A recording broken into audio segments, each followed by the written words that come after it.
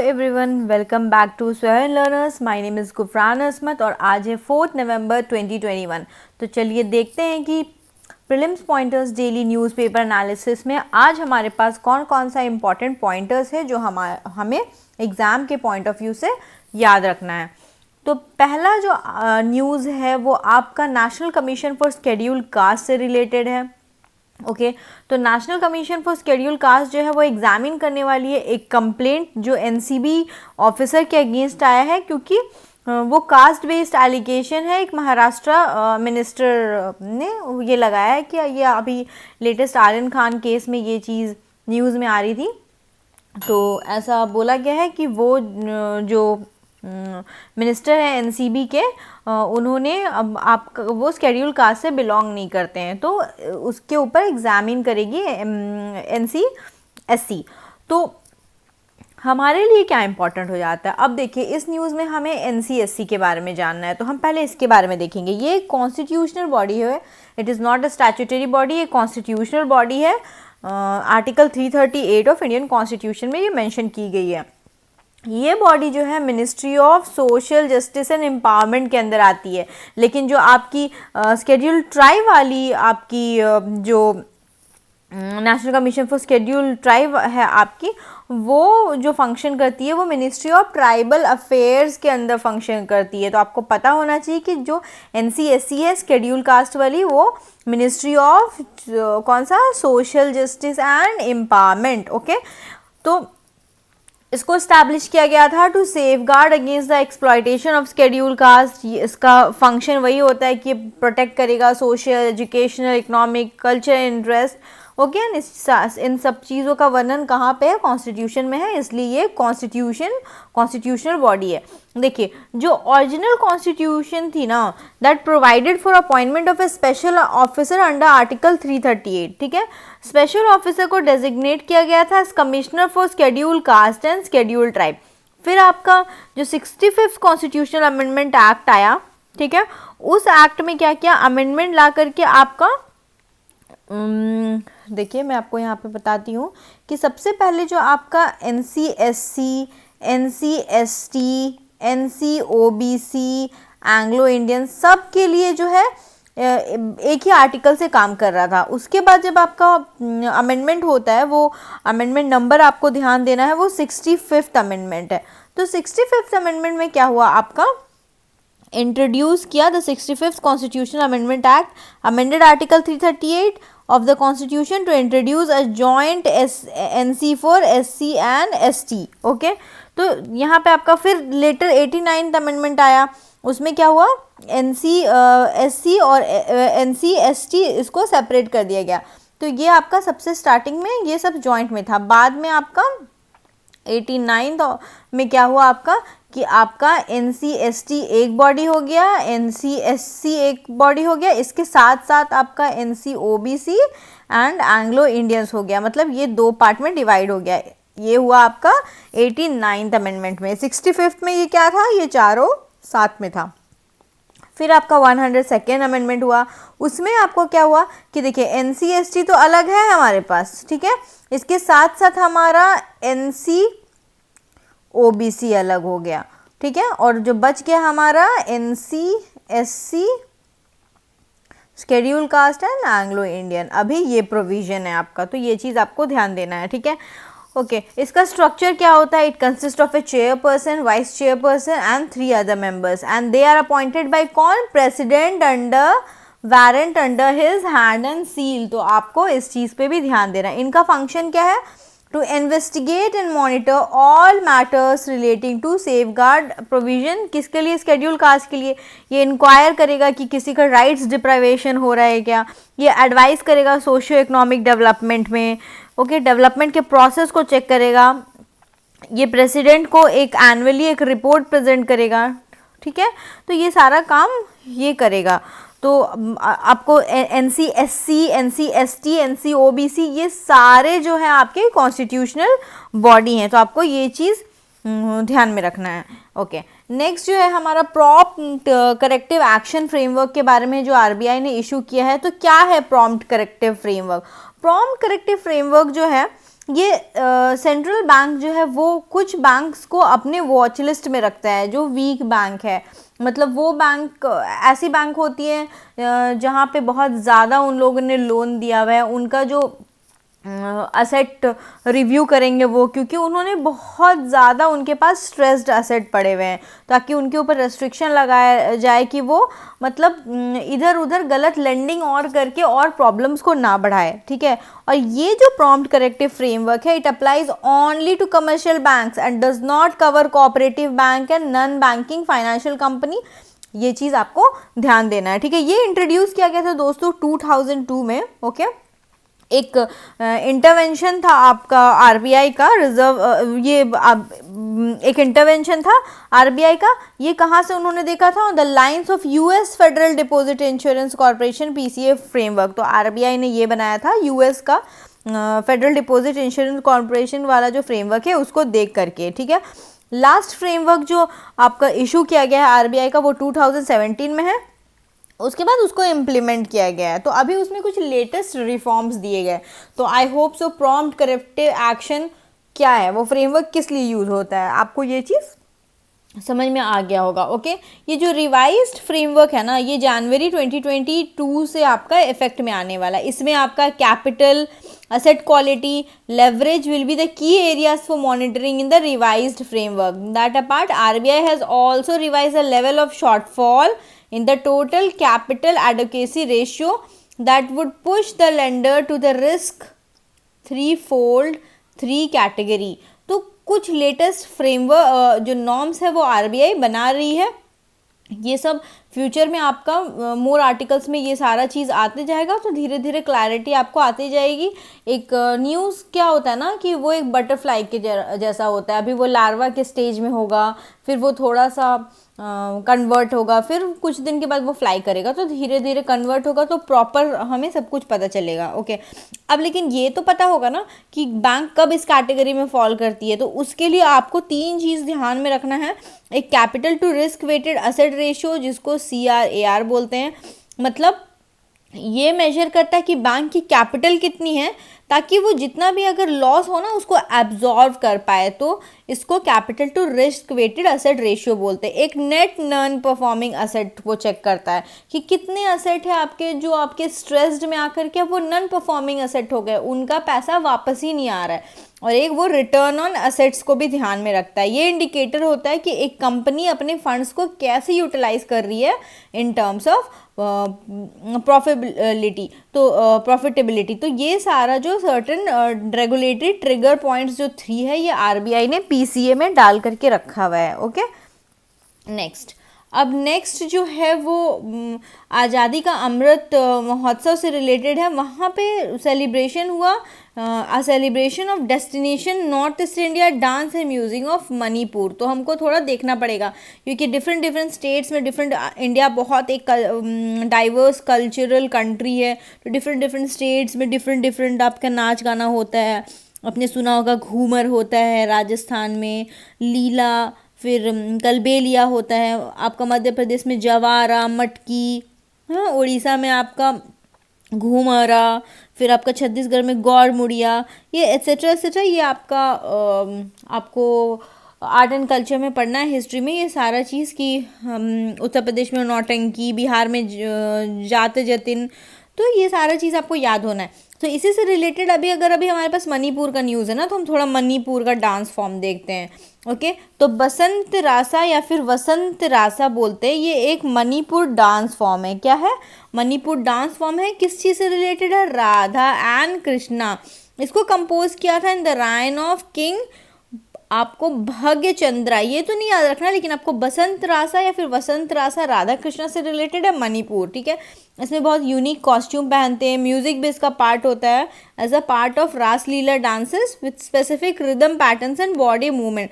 अभी मणिपुर का जो अदर डांस फॉर्म है ना, आपका नूपा पाला, कारताल चोलम, पुंग चोलम, ढोल चोलम, मैबी चोलम डांस। मैं ये नहीं बोलूँगी कि आपको सब के सब याद होने चाहिए, बट जैसे कि अभी वसंत रासा है ना, तो इसके बारे में हमें पता होना चाहिए। और जो आपके स्टैटिक बुक में है वो तो आपको याद ही याद होना चाहिए, ओके। अभी फॉरेस्ट डिक्लेरेशन इंडिया ने क्या किया है, ऐसा बोला गया है कि इंडिया रीड करता है fine print but chooses to stay away. इसका मतलब क्या होता है, इसका मतलब ये जो आपका न्यूज़ है ये एक आर्टिकल पे बेस्ड है। Forest declaration India reads fine print chooses to stay away, published in Indian Express on 3 November 2021। Okay, ये वाला। तो न्यूज़ क्या था, न्यूज़ ये था कि इंडिया ने Glasgow leader declaration on forest and land use को साइन नहीं किया है, रीड करके छोड़ दिया है। अब Glasgow leader declaration on forest and land use क्या है, ओके अब ये चीज़ हम देखेंगे, जस्ट अ मिनट। ओके, तो ये जो एक एम्बिशियस डिक्लेरेशन है, ये यूनाइटेड किंगडम ने इसको इनिशिएट किया था टू हॉल्ट डिफॉरेस्टेशन, इसको हॉल्ट करने के लिए कि ज़्यादा आप पेड़ पौधे नहीं काटे, and land degradation by 2030। The declaration has been signed by over 105 countries, जिसमें आपका यूके, यूएस, रशिया, चाइना, बड़े बड़े सारे देश ने कर लिया, इंडिया ने नहीं किया। अभी देखिए G20 के कुछ मेंबर्स हैं जिन्होंने अभी तक साइन नहीं किया, जैसे इंडिया ने नहीं साइन किया, Argentina, Mexico, Saudi Arabia and south Africa, इन्होंने ये आपका ग्लासगो जो डिक्लेरेशन है इस चीज़ को अभी तक साइन नहीं किया है। इंडिया ने क्यों नहीं साइन किया है, कुछ तो रीज़न होगा ना, क्योंकि ये डिक्लेरेशन तो डिफॉरेस्टेशन को रोकने वाला है।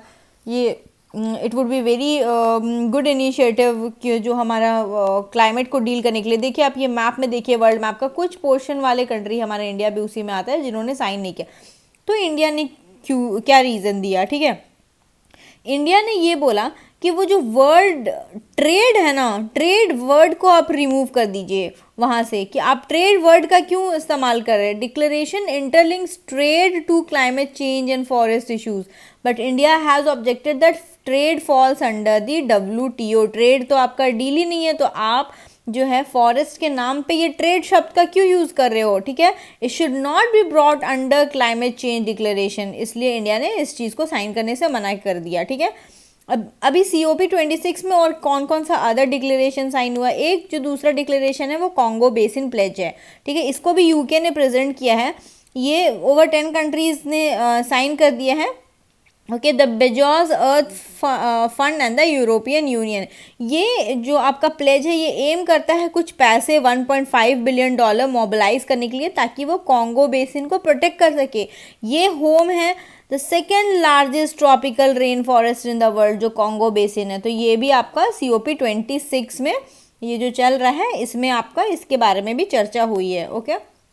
नेक्स्ट आपका नेक्स्ट जो टॉपिक है वो ई छावनी पोर्टल से रिलेटेड है, ठीक है।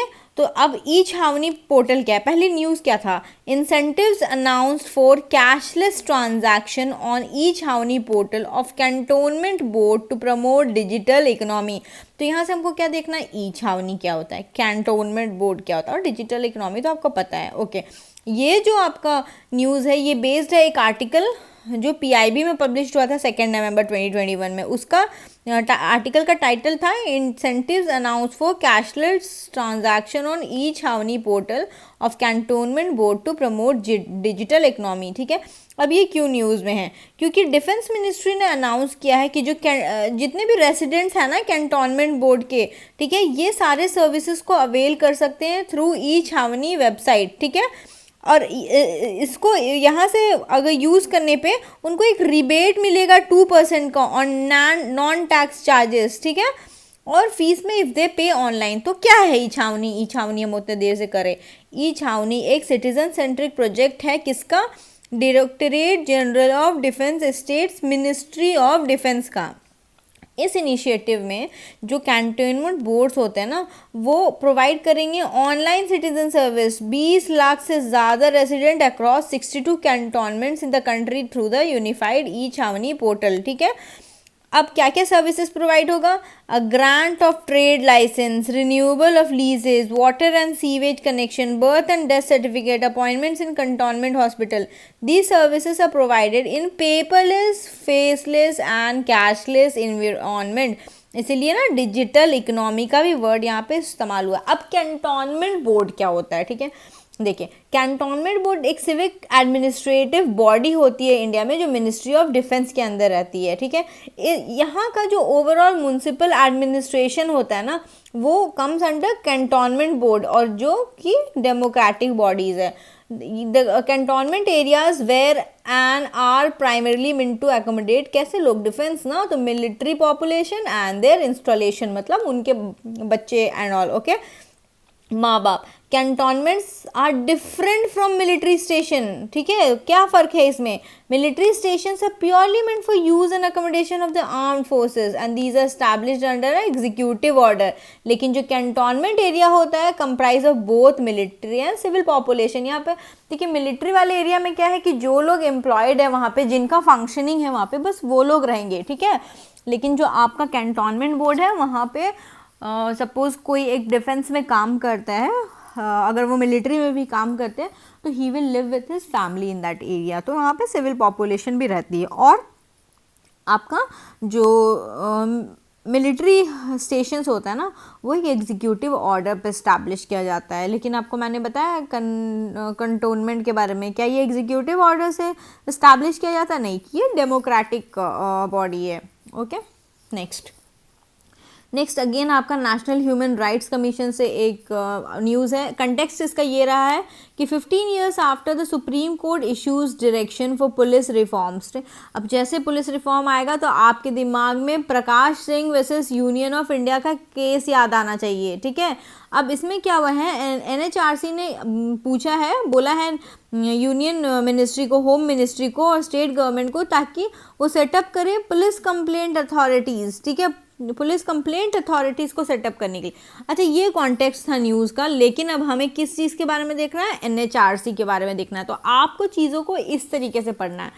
NHRC जो है इसको 1993 में इस्टेब्लिश किया गया था, ठीक है, conformity with the Paris principle, adopted the first international workshop on National Institution for Protection of Human Rights, ठीक है। ये एक स्टैट्यूटरी ऑर्गेनाइजेशन है दोस्तों, it is not a constitutional body, ठीक है। इसको स्टैब्लिश किया गया है under the protection of human rights act 1993, headquarters इसका दिल्ली में। फंक्शन, ये ह्यूमन राइट वायोलेशन को इन्वेस्टिगेट करेगा, फेलियर स्टेट में ह्यूमन राइट वायोलेशन को प्रिवेंट करेगा। एंड जो कमीशन है ना, ये रिसर्च भी करेगा ह्यूमन राइट्स के बारे में, लोगों में अवेयरनेस क्रिएट करेगा, कैंपेनिंग करेगा, बहुत डिफरेंट इनोवेटिव मीडियम से।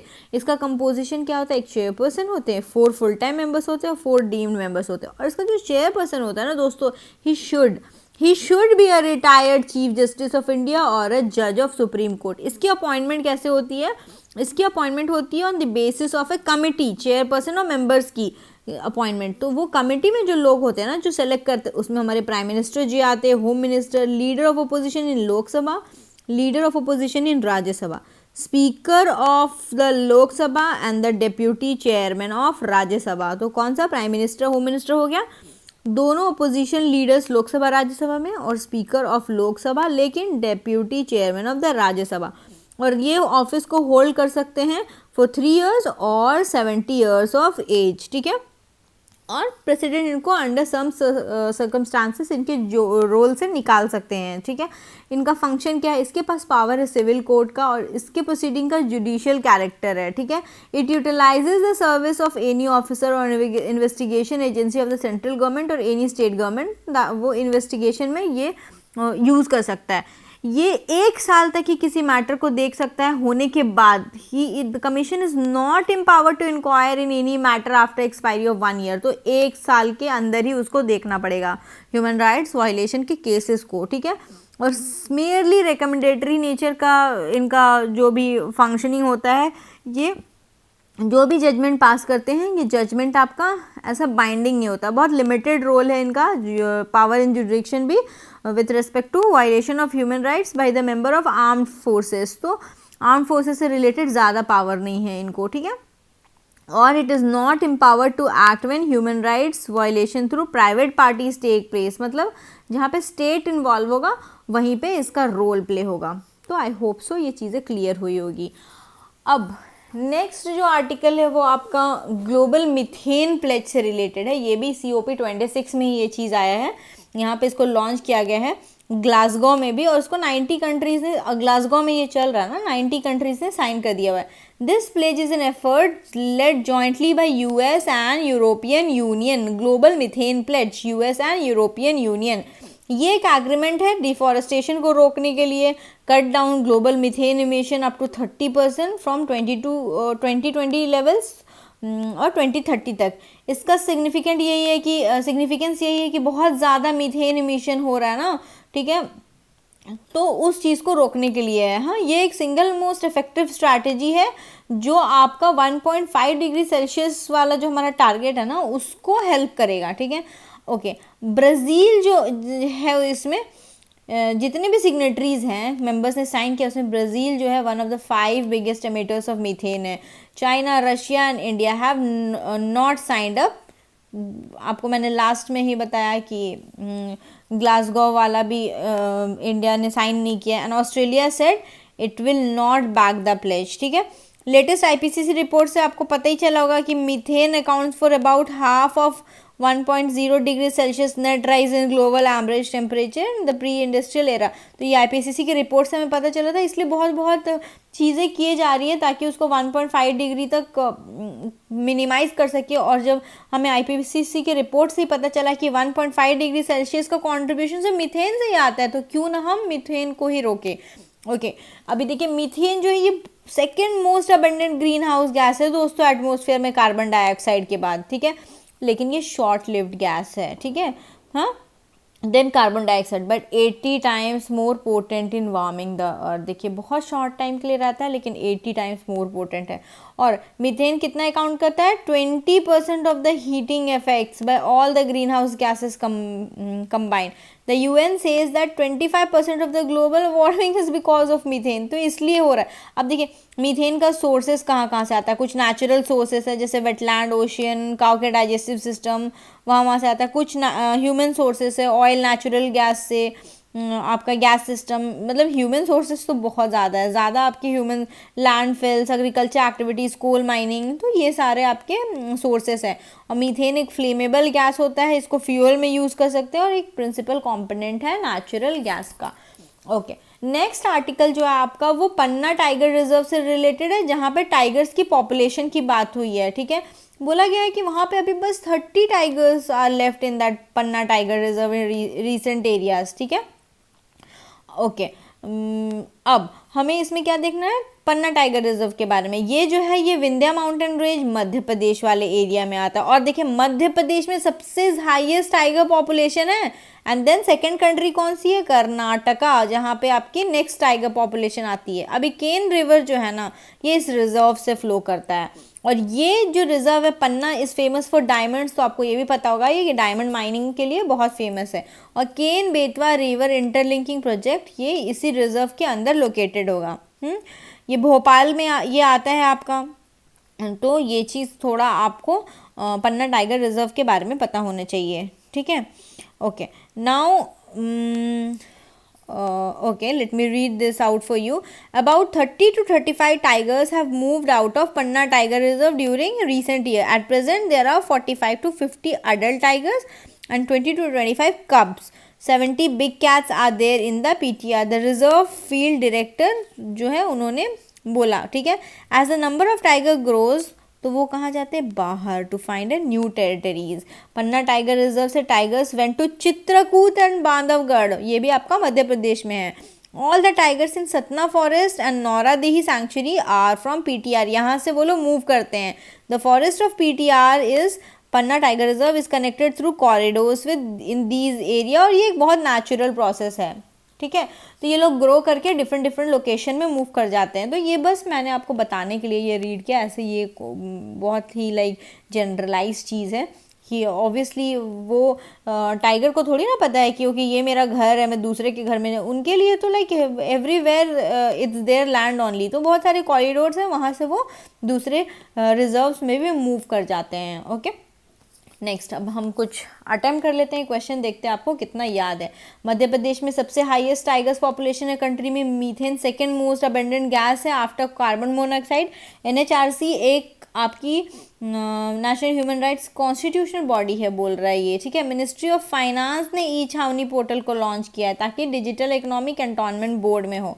एनएसएससी आपका कॉन्स्टिट्यूशनल बॉडी है आर्टिकल 338 के अंदर। और इंडिया ने Glasgow leaders declaration on forest and land use को साइन नहीं किया है, तो ये बोला है नहीं किया है, तो इसमें से कौन कौन सा करेक्ट है अब हम देखते हैं उसको। देखिए ये करेक्ट है, ये करेक्ट है, ये करेक्ट है।